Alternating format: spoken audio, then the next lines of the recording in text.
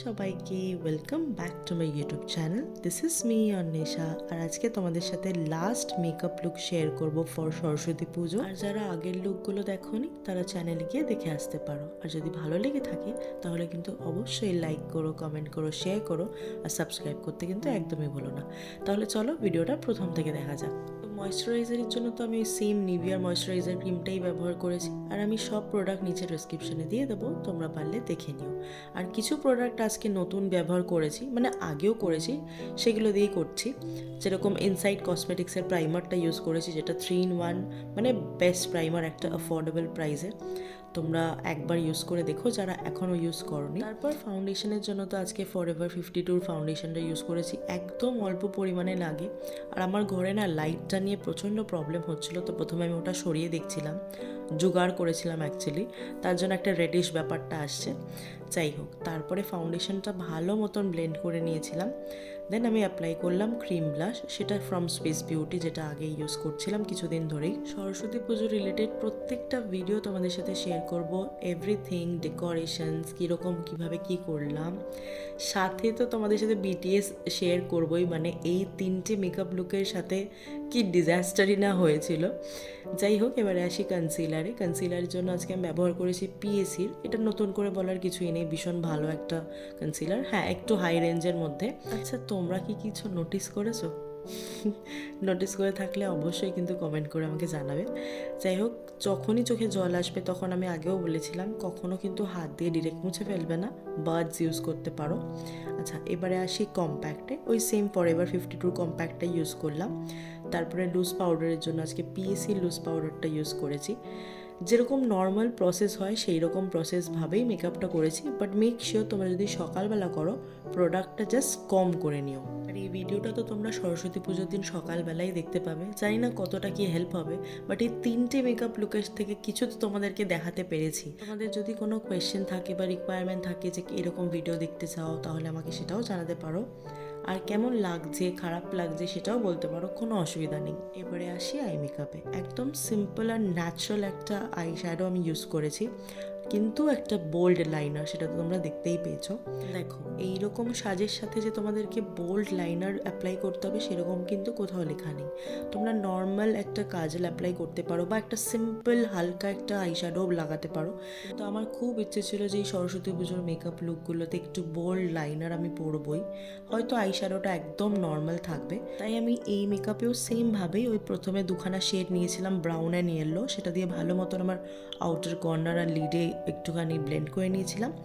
বাস ওইটুকুই, পুরো ব্রাশটা দিয়ে পুরো আইটা কভার হয়ে গেছিলো। আর নিচেই কাজল অ্যাপ্লাই করে সেটাকে স্মাজ করে দিয়েছিলাম। আচ্ছা, কাজলের জন্য তো আজকে আমি সেফোরার কাজল ইউজ করেছি। প্রথমে কাজলটা ভালো মতন অ্যাপ্লাই করেছি মোটা লেয়ারভাবেই। দেন একটা ছোট্ট ব্রাশ নিয়ে আস্তে আস্তে ব্লেন্ড করেছি, বিকজ এটা ভীষণ তাড়াতাড়ি ড্রাই করে। তারপরে ব্রাউন শেড নিয়ে সেটাকে ভালো মতন ব্লেন্ড করে নিচ্ছিলাম। আর ওটাকে আরও একটু সিকিওর করার জন্য আমি ল্যাকমি লাইনারটা ইউজ করেছি আজকে।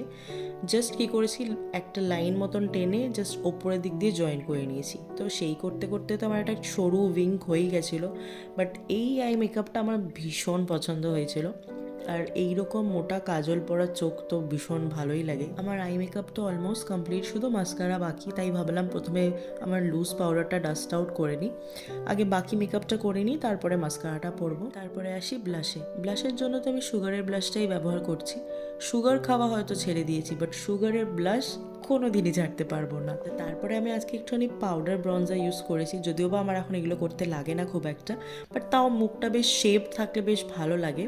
তাই আমি ক্রাইলনের যে প্যানকেকটা আছে সেটাই আমি আজকে ব্যবহার করেছি।